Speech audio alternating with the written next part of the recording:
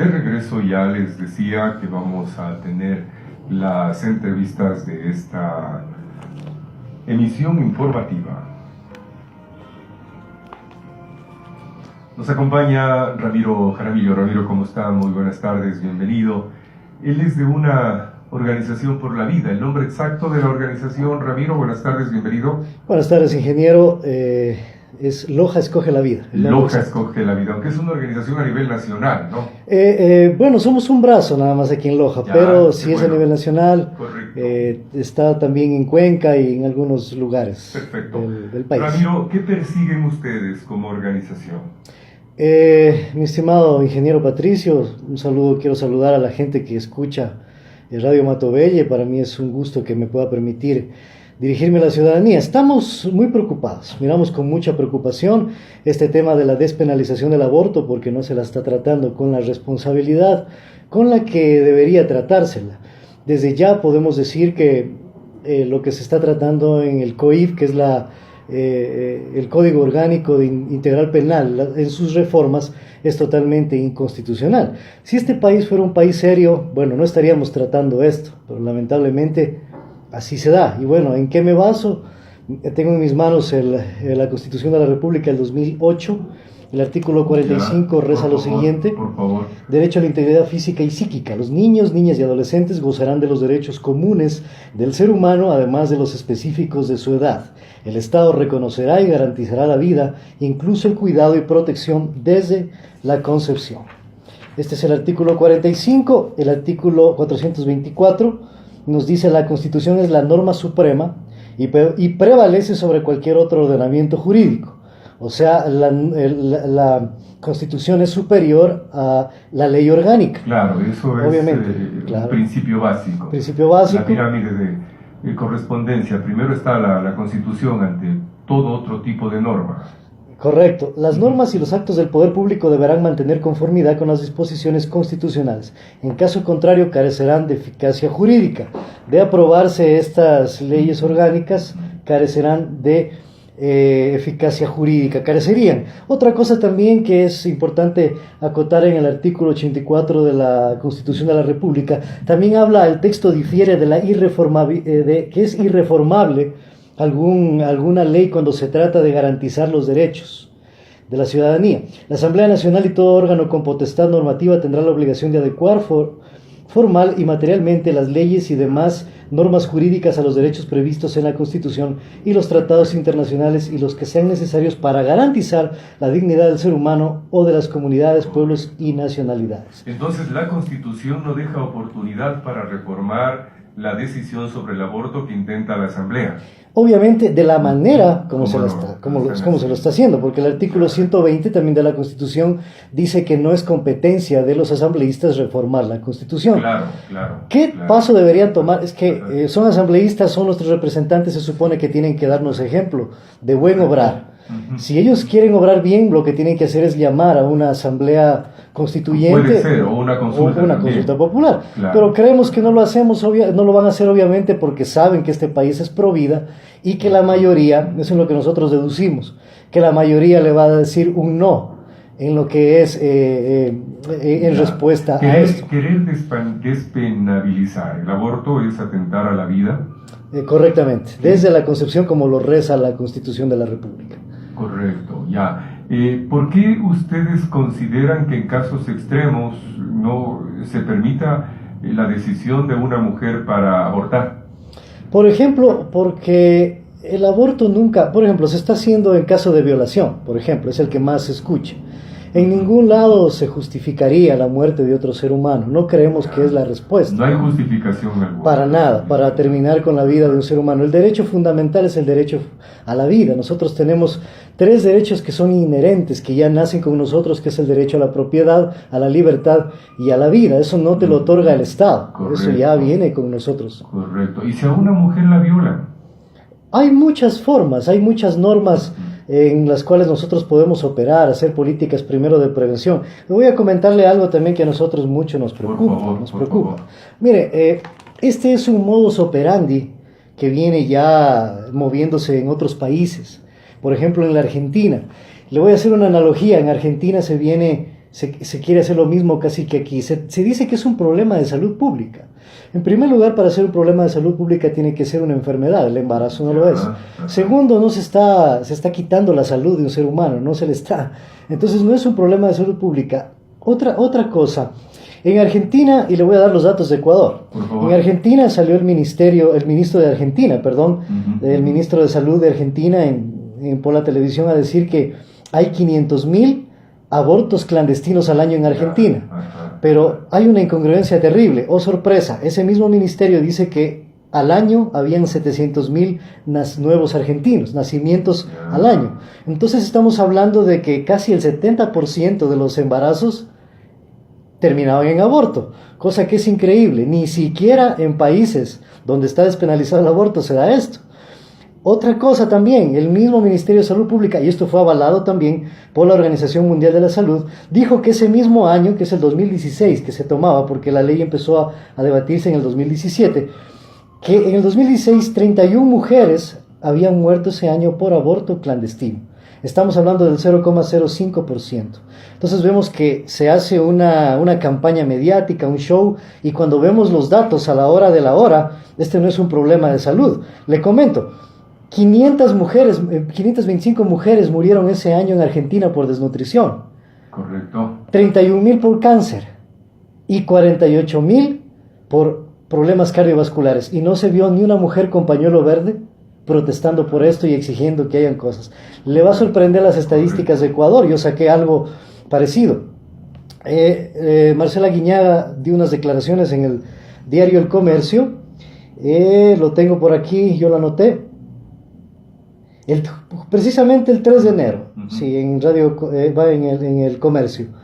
Y bueno, ella decía que el 15,6% de las muertes maternas es por aborto. Una entrevista que dio en el Comercio, aquí lo encontré, 3 de enero del 2019 a las 5 p.m. Revisando los datos del INEC en la razón de mortalidad materna en el Ecuador, que es un estudio que salió en junio, se lo publicó en junio del 2017. Sí. Ellos sacan estadísticas de cada 5 años, 1990, 1995, 2000, 2005, 2010, y lo último que tenemos es el 2015. Le voy a comentar, en el 2015, por muerte materna murieron 150 mujeres. Si es cierto lo que dice Marcela Guiñaga, del 15,6%, de eso sería que murieron 23 mujeres por aborto en ese año. O sea, nos dicen que mueren miles de mujeres, pero vemos que las cifras no. Dicen lo contrario, ¿no? Sí, entonces vemos que mire, la comisión, yo escuché algo que lo quieren hacer político. En primer lugar, yo no soy político, tampoco soy religioso, les comento, pero quieren darle ese tinte los que están a favor del aborto para justificarse. Pero en este tema del aborto tienen que participar todos. Y la Conferencia Episcopal Ecuatoriana, no soy católico porque ya me pueden acusar de eso, claro. Pero sí tomé yo unas palabras de la Conferencia Episcopal Ecuatoriana, un comunicado donde ellos piden que se investiguen los dineros con los cuales son financiados estos grupos. En Argentina más de 5 millones se desembolsó para toda esta campaña de grupos minoritarios, pero que tienen gran poder, gran presencia. Entonces sabemos que hay algo. Dice un dicho que por aquí hay gato encerrado. Entonces ellos pidieron, estoy tomando las palabras de la Conferencia Episcopal Ecuatoriana, que se investigue porque vemos que esto está plagado de irregularidades y nos llama mucho la atención. Hay cosas que dejan duda, ¿no? Yo le he puesto toda la atención del caso. Sí, y mire, Vilma Andrade, yo quisiera que salga con un pañuelito verde porque la primera causa de muerte de las mujeres aquí en el país es la diabetes, una de las primeras, igual. Hipertensión. Entonces no la vemos a ella con un pañuelito verde protestando por eso. Acá hay otros intereses, clarísimo. Sí, es un colectivo que agrupa a quienes nomás, profesionales de varias áreas. Sí, nosotros somos, preferencialmente somos padres de familia que estamos muy preocupados. Esta iniciativa nació en Cuenca y se está extendiendo. No son un grupo religioso, ya lo aclaró usted. No estamos haciendo eso. Yo creía al principio claro que somos creyentes, yo soy creyente, claro. Pero no activan bajo un amparo de una organización religiosa. Y tampoco política, para política. Que la gente entienda. Por la vida, dicen ustedes. Por la vida, porque a veces se quiere decir no tiene por qué la iglesia. Yo creo que todos estamos llamados aquí, la iglesia, los políticos, gente que es atea, todos estamos llamados Y obviamente este debate, para ser enriquecido, yo creo que no se lo debe volver político ni religioso, sino es un debate científico. Aparte de estas actividades de difusión, de concienciación en medios, ¿qué otras cosas van a desarrollar para presionar a la aprobación de la Asamblea? Bueno, y la final del colegislador, que es el presidente de la República. El presidente de la República siempre ha dicho que está contra el aborto.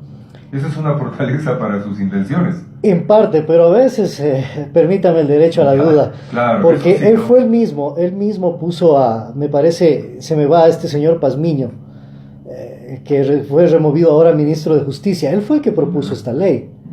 Y él está rodeado de abortistas, entonces hay de pro aborto, claro que son libres, no quiero juzgarlos, pero está rodeado de ese tipo de gente. Entonces, ¿dudan entonces que el presidente que al final sancionará la ley? Porque puede que la Asamblea diga sí en primera y en segunda, pero si al final dice Lenin Moreno no. Yo dudo de sus intenciones, pero de que va a votar en contra, puede que vote en contra, porque se le viene todo el país encima, creo yo.